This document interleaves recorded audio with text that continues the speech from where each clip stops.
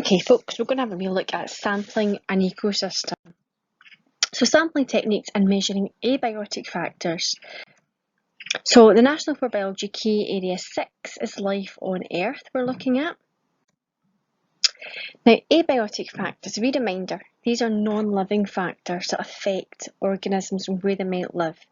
So that might be factors such as temperature, moisture, light intensity, pH, natural disasters.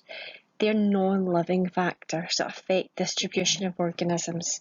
If we just think about it as simple as plants, plants have chloroplasts. They need light to make their own food. They're producers.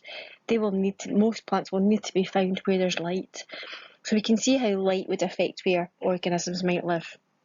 If we think about woodlice, they prefer dark conditions because they can avoid predators. So again, that affects where an organism lives, because woodlice will tend to be found in dark areas. So sticking with the idea of woodlice, we can use a choice chamber to investigate that, to prove that. Now, a choice chamber is a chamber where you add your woodlice and they will move to the areas of their preference. So given a choice between a damp or dry area, they prefer damp areas, so you'll find them moving away from areas that they don't like, which would be dry areas, towards areas that they do like, which would be damp areas. So they've got faster movement. Now again, the reason for this is woodlice have very permeable membranes, and it means they'll lose water and they dry out very easily. Similarly, if you place woodlice in a choice chamber, you will find they'll move very quickly if they're found in a light area, because they're trying to get away from the light area to find the dark area for them to escape their predators. Again, this is all survival, as they're hidden from predators, and also they stay moist. So here's an example of a choice chamber here, and I said, again, what we find is woodlice that find themselves in a light area, their movements will be fast. If they find themselves in a dry area, their movement will be fast, and the reason they've got fast movement is these are areas they don't like, and their survival instincts are, if they move, they will eventually find themselves in an area that they do like. So conversely, if a woodlice finds itself in a damp area and a dark area, you will find their movement to be very slow, because they don't want to run the risk of leaving the area that they prefer, that has the maximum survival impact for them. Okay, so we're going to have a wee look at factors which affect an ecosystem. We're looking at abiotic. Can you remember different abiotic factors we just talked about?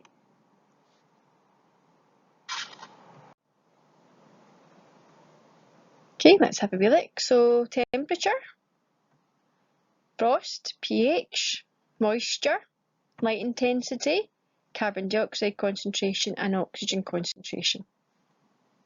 Now pH can be measured using a pH meter. Now that's how acidic or alkaline an area is. pH tolerance. Organisms are adapted to live in different pH conditions. Some organisms can tolerate acidic conditions, for example frogs, whereas clams and snails can't tolerate acidic conditions, and you won't find them in these areas. So again, abiotic factors affect where organisms choose to live.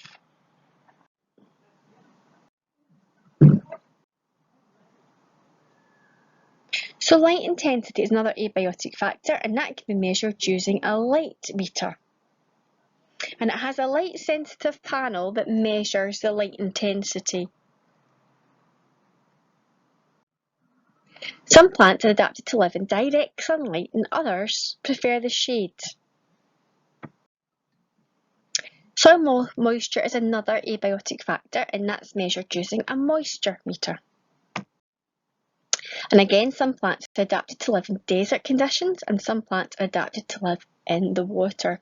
So we can start to understand that abiotic factors do affect where organisms decide to live. Temperature can be measured using a thermometer or a temperature probe. Some plants are adapted to live in hot conditions, whereas some plants are adapted to live in very, very cold conditions. Now we're going to have a look at sampling techniques. In order to monitor these various factors, scientists use a number of different techniques. So they may use light meters, moisture meters, thermometers and pH meters to work out the distribution of organisms.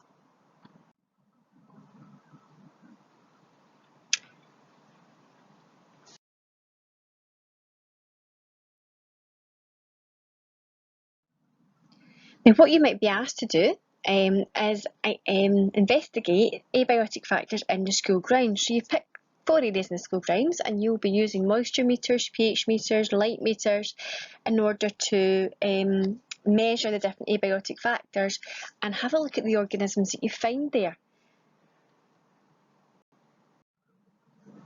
Now when you're using these meters, can you think of any errors that might arise? Now let's think about a light meter. It has a light sensitive panel.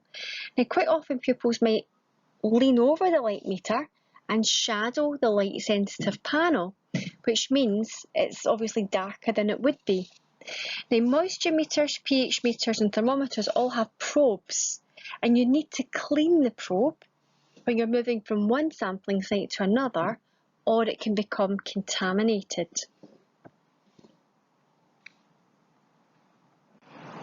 Now what we're going to have a wee look at now is how we sample organisms. We've had a look at the distribution looking at abiotic factors, but how do we actually sample the organisms that we can find?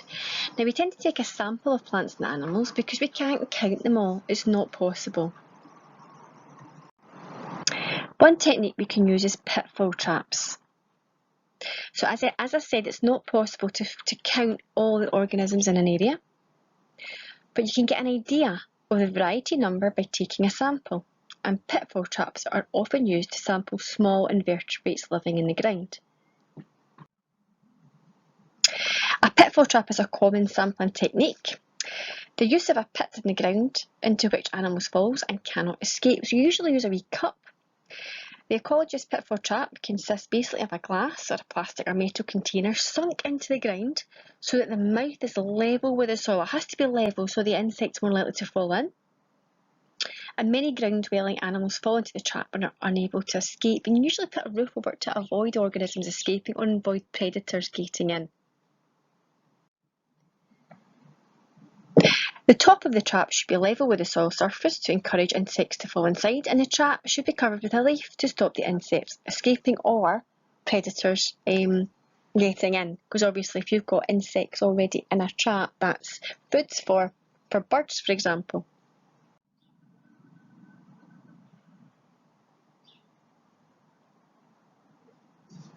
So there's a few examples of the traps in nature. So we're used to sample small animals with lice, beetles, etc. Setting up a pitfall trap. The top of the yogurt carton or whatever you're using should be level with the soil surface. You need to cover it with a stone or a piece of wood to keep out the rain, to make it dark and stop birds eating your catch or organisms escaping.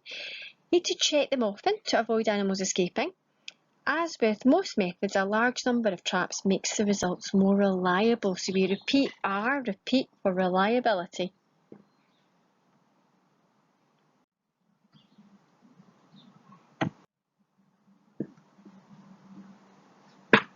So what you can do is set out your pitfall traps and calculate an average.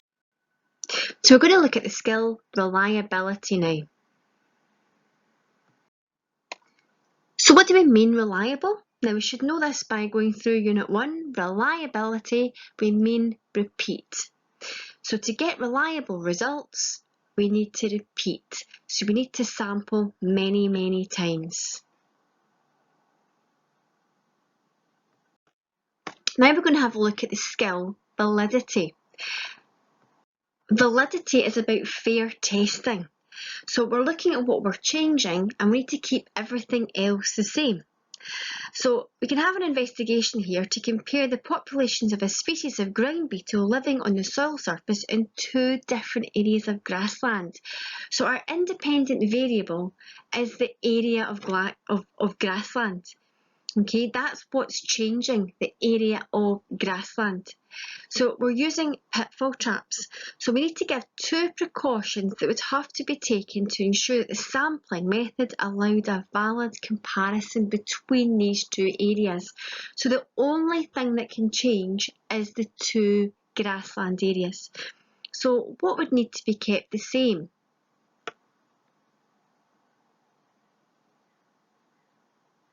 So we need to think about our methodology in terms of using our pitfall traps. So we could look at the number of traps used, make sure it's the same number in each area of grassland. The same method of setting the traps, the same maybe size of trap, the same covering used, etc. The same holes at the bottom if we're using holes at the bottom.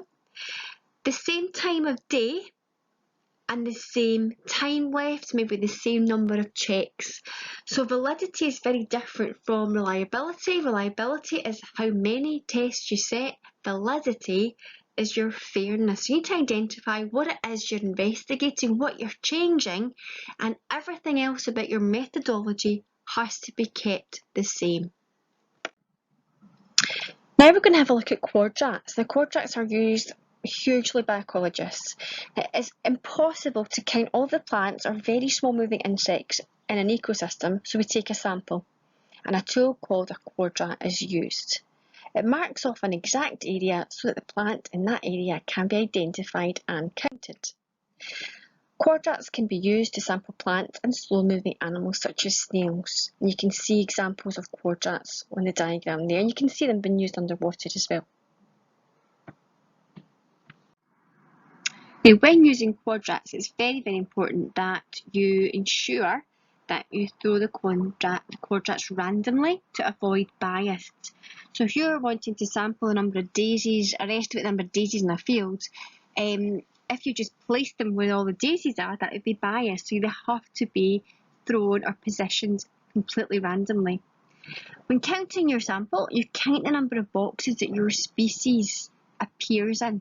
So it's not the number of species you're counting, it's the number of boxes that your chosen species appears in. Now, sometimes you'll get a plant that's maybe not fully in or out. Now, what you would do is you count the box in which most of the plant appears in. And quadrats, as I said, have to be thrown at random to avoid bias. So again, quadrats should only be placed or thrown randomly. You should look at the results from several quadrats in an area to reduce the effect of unusual distribution. The results are more reliable when you look at many quadrats, and they can be used for slow-moving animals as well. Now, the fact that should be thrown randomly or positioned randomly removes bias. Because if you're looking for daisies, looking at the distribution of daisies or abundance of daisies, and you see daisies, you're more likely to, as a human being, to put your quadrat where there's daisies, but that would give a biased results.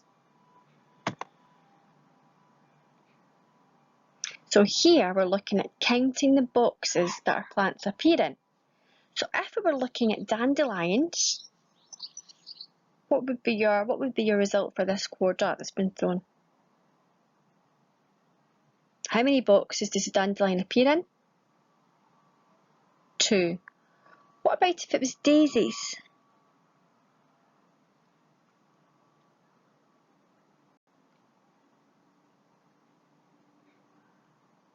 I would make 8 boxes that the daisies appear in. Now remember, we're not counting the daisies, you're counting the boxes that the daisies appear in.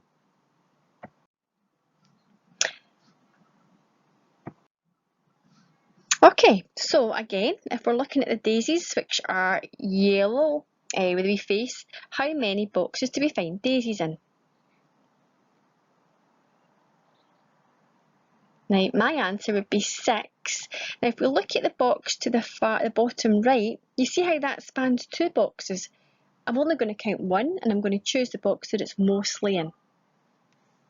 What about the pink roses? My answer to that would be 3.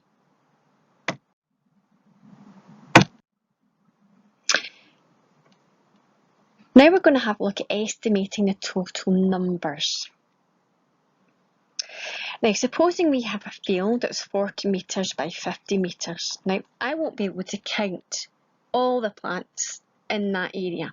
So we're going to use the sampling technique. So the first thing we're going to do is calculate the area of the field. Length times breadth. Now, we now know the area of the field is 600 metres squared. There's no way that we can count all the plants in that area. Now, let's say we're looking at a particular type of species. We want to get an estimate of the total number of a particular type of plant in this field.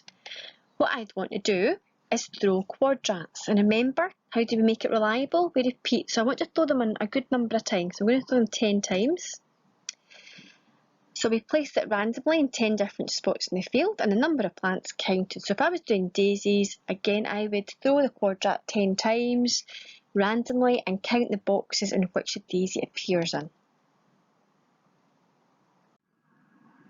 So we have our area. Okay, and we place the quadrats randomly. And the number of daisies are counted. Remember, we count the boxes within the quadrat that we find the daisies.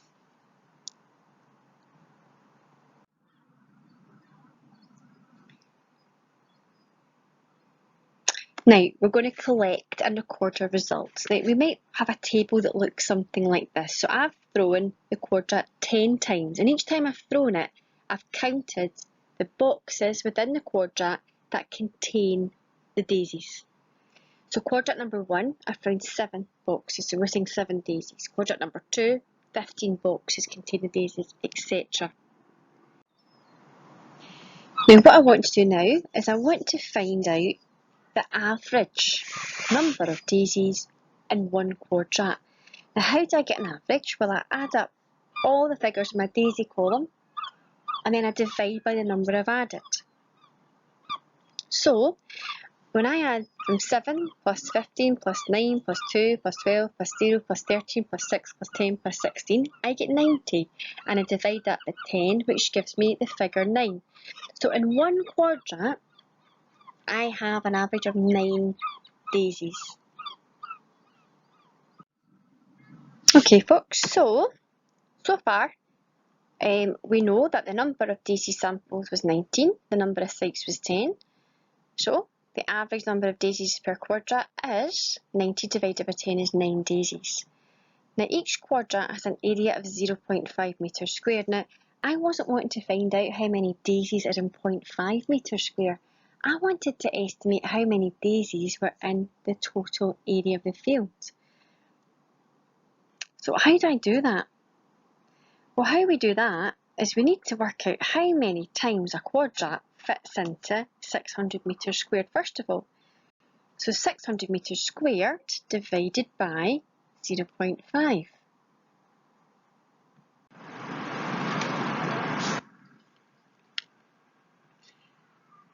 So my field is 600 metres squared.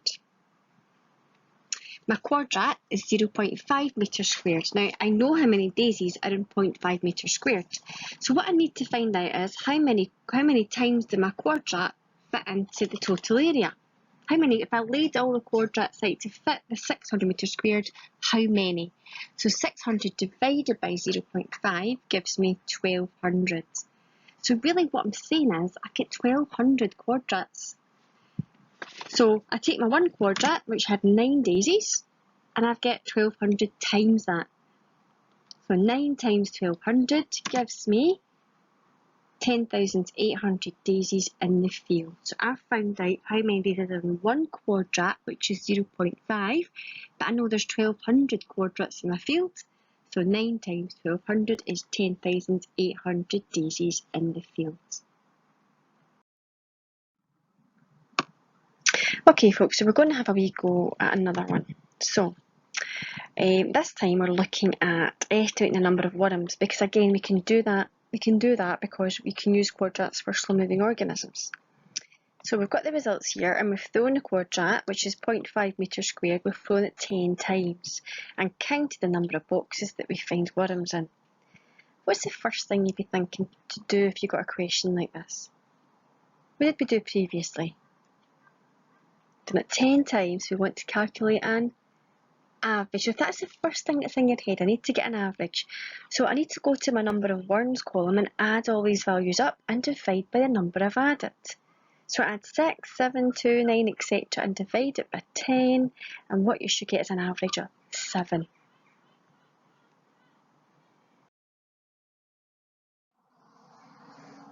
Okay, so the next step is to find out the area of the field.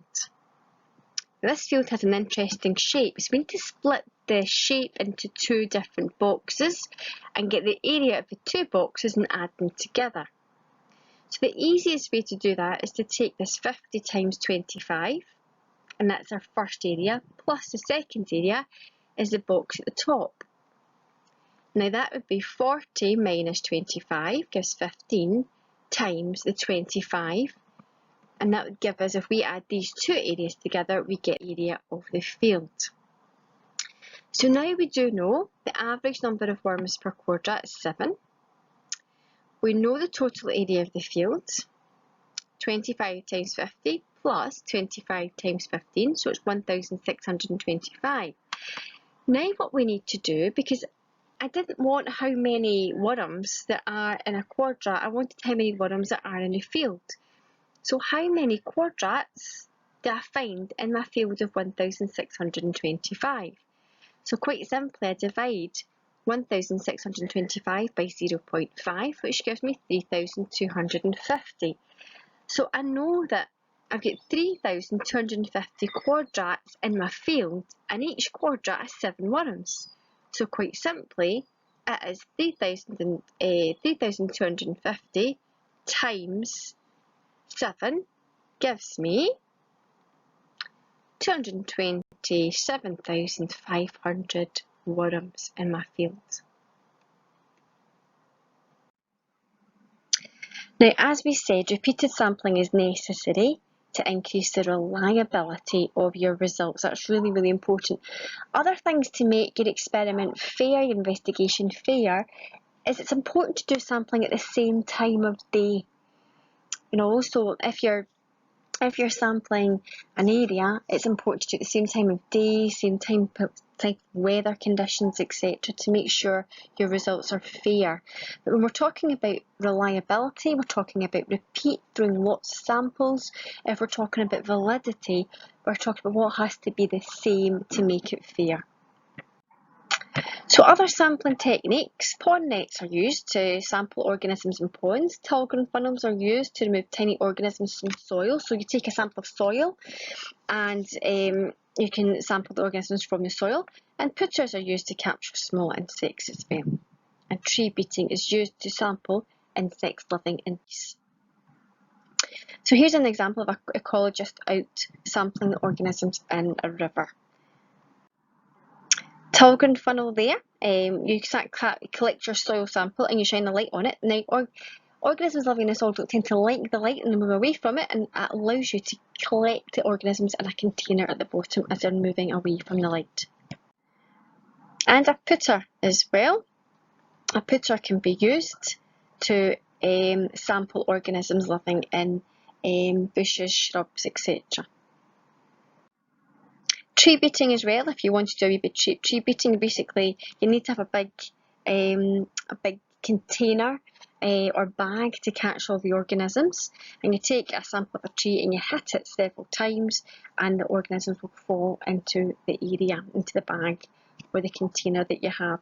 And again, for validity, you need to make sure that each time you're hitting it the same number of times and with the same strength as well.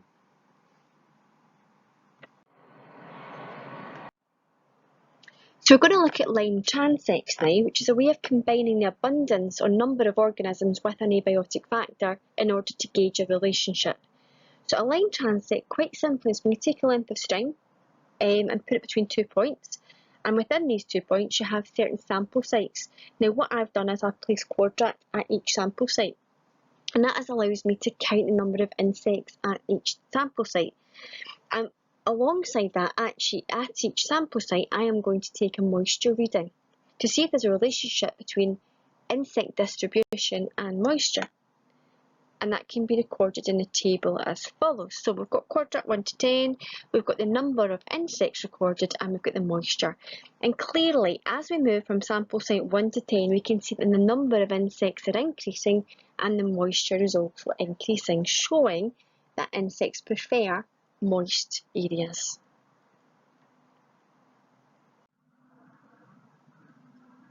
So again, in the example, the light intensity would also decrease as you move from site 1 to 10 because you're moving into a woodland area. And the moisture readings are also increasing because you're moving into a woodland area, because the woodland traps more moisture. Therefore, as we found out, there are likely to be more insects at site 10 rather than site 1. Quadrate essay. Let's have a wee think about what you might say if you had an essay about a quadrat. So I'm going to give you a couple of minutes to think about that.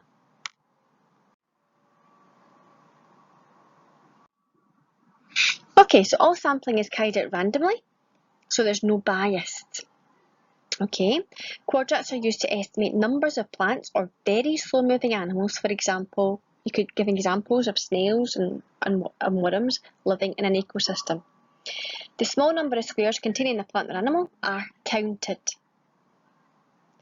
The number of samples taken may be unrepresentative of the area. To overcome this, many samples should be taken. So again, you could say, I would need to make sure I repeat for reliable results. I take many samples for reliable results, and the quadrat should be placed randomly to make sure there's no bias. Write notes on pitfall traps. So an essay on pitfall traps might be what are pitfall traps used for. So small animals moving across the surface of the ground. And the top of the trap, you could even describe what it might be: a small cup, a small container, and the top of the trap must be level with the soil surface. And that's because you want animals to enter. If it's too far up, they're not going to climb up to get into your trap. And you remember that we covered the top of the trap to avoid animals escaping or predators getting in. Holes can also be placed in the bottom to prevent drowning. And remember, we do regular checks to avoid that, to avoid predators taking your organisms. So now we're going to do a wee bit of exam style practice. So a quadrat was used to sample 4 species of plants growing in a field. The abundance of each plant species was measured by counting the number of squares of the quadrat which contained that species. The diagram below shows the species found in one row of the quadrat. So daisies, and they've done that for you. So remember, you count the boxes where your organism appears. So let's look at dandelion. How many boxes do we find the dandelion in?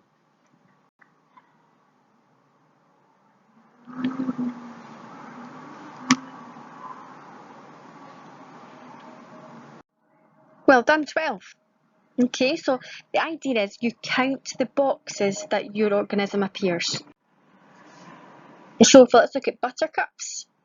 Count the boxes that buttercup appears in.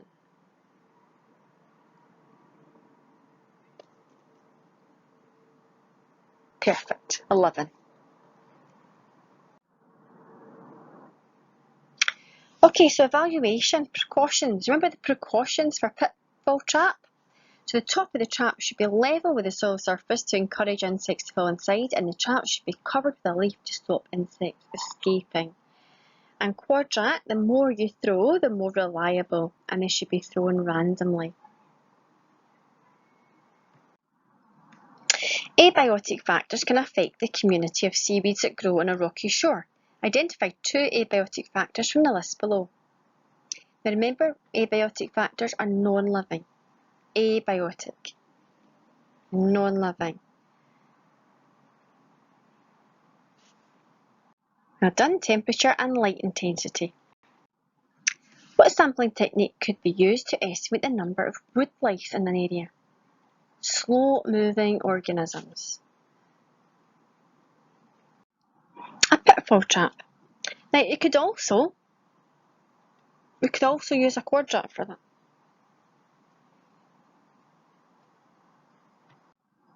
Give an example of an abiotic factor and describe a method of measuring it. There's lots you can choose from here. abiotic factors, remember A are non-living. So light intensity with a light meter, soil pH with a pH meter, soil moisture with a moisture meter, temperature with a thermometer or a temperature probe. Can we think of an error from a pitfall trap? Evaluate our technique. So error with pitfall traps, I want improvement. So let's say the error was that the organisms escaped. What would you have done wrong? How could you have improved it? You would cover the trap with a leaf. What about if you didn't get a good number of sample, you didn't get a good number in your sample, you got no organisms, what might you have done wrong? The pitfall trap might not have been level with the surface, so organisms are less likely to fall in. Okay.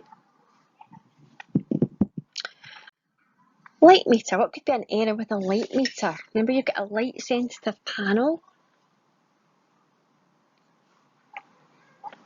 So the issue here is you may cast a shadow over the light sensitive panel, maybe giving a false reading, so you make sure you hold it away from your body.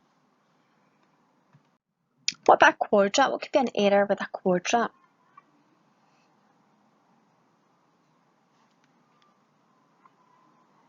And an improvement. So basically, you might get inaccurate numbers because you didn't throw them at random. So it might be biased statistics you get because you didn't throw them at random. And your results might not be reliable because you didn't, remember R for repeat, so you didn't do enough sampling. So remember, there's bias in there, and that's making sure they're random. And there's also repeat for reliability. So do them again and again. Measurements of abiotic factors such as light intensity may be recorded at the same time as sampling. So that was, for example, when we looked at the line transects, where you sample number of organisms at key sites along with taking readings, moisture meter or pH, light intensity. So identify a possible source of error for a named measurement technique and explain how it could be minimised.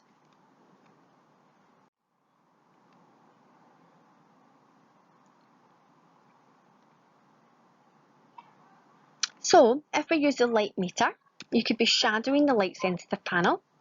And what you'd have to do, obviously that would give you a false reading, so you'd have to make sure you kept your body away from the light sensitive panel. If it was a moisture meter, you might transfer moisture from one sampling site to another, and what you would need to do is wipe the moisture meter, wipe the probe before you move from one site sampling point to another to avoid contamination.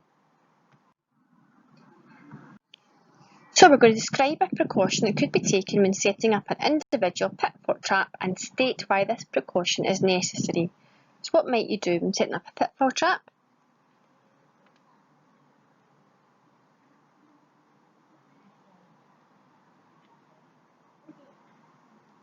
Okay, so you might want to make sure it's flush with the soil to allow animals to enter. You might want to empty regularly to avoid predators. You might want to cover the top with a leaf to avoid animals escaping or predators getting in. Drainage holes also avoid organisms drowning. Okay, so the size of a population of snails can be estimated using the following formula. So basically they collect snails in the first day. So whatever number of snails you collect in the first day multiplied by the number collected on second day divided by number of marked individuals found on second day. So a student investigated the population of snails in a garden. First day he collected 40 snails, he marked them and released them, so that's 40. Next day he collected 35, so it's 40 times 35, and 14 of these were found to be marked. So we're doing 40 times 35 divided by 14, which gives you 100. An investigation was carried out into the effect of a hedge on the growth of wheat plants. Groups of 100 wheat plants were planted at different distances from the hedge. The heights of the plants were measured after 6 weeks and the results are shown in the table.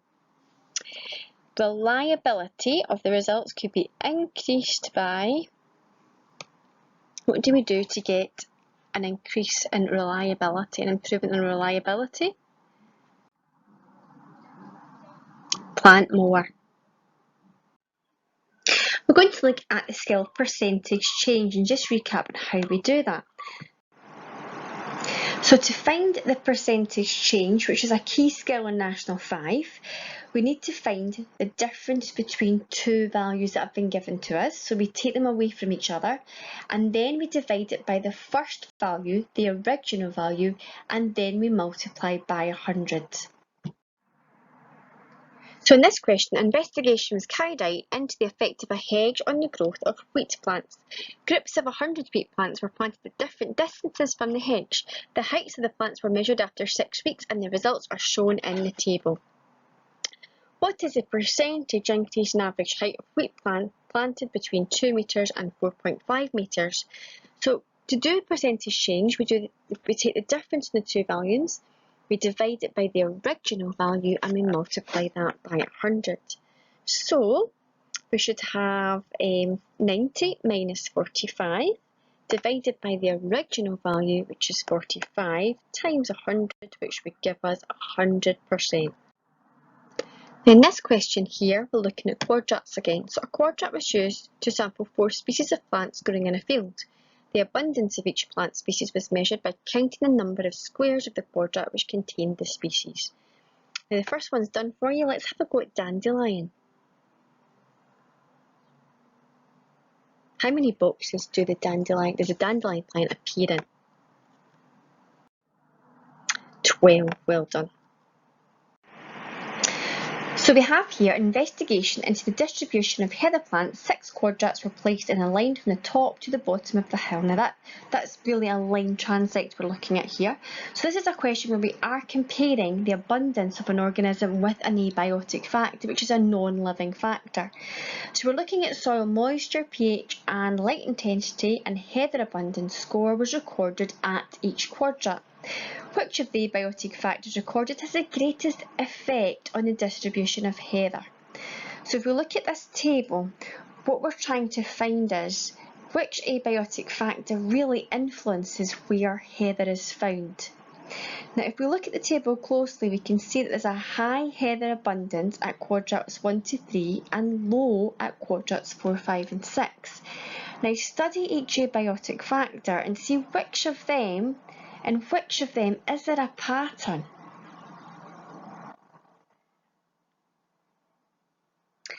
So if we look first of all at pH, there's not really a pattern. The pH is pretty steady from quadrat 1 to 6. There's not really a great deal of change.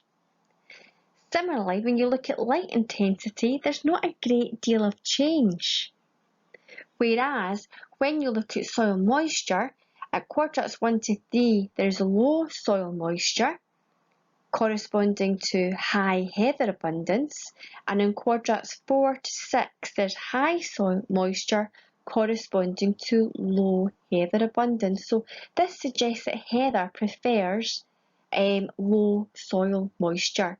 So the abiotic factor which has the greatest effect on distribution of heather would be soil moisture. Now we're going to have a look at keys and identifying organisms. Now when you've been sampling, you might find an organism and you're not sure what it is. So it's all very well counting them, but we need to be able to identify them. And what we use is a key in order to do that. And there are different types of keys. We have paired statement keys and branching keys.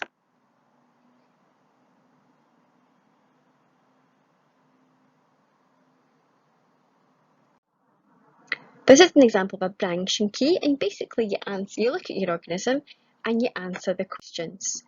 So a branching key, when using a branching key, you must always start at the top. You need to follow the line of the key. You'll be given a choice to make. Study your organism and make the appropriate choice, and it's that simple. If your organism is in the key, you should eventually finish at its name. And this is an example of a branching key.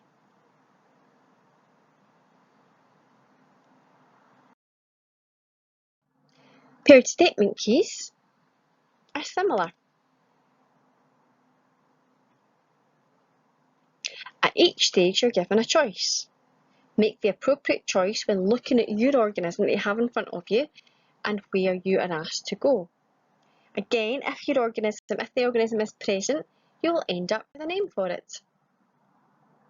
So what I'd like you to do is try to identify organism A. So let's go to number 1. Body has no legs. Well, that's not true. So the body has legs. So that tells us to go to 3. Does it have more than 10 legs? Well, it does.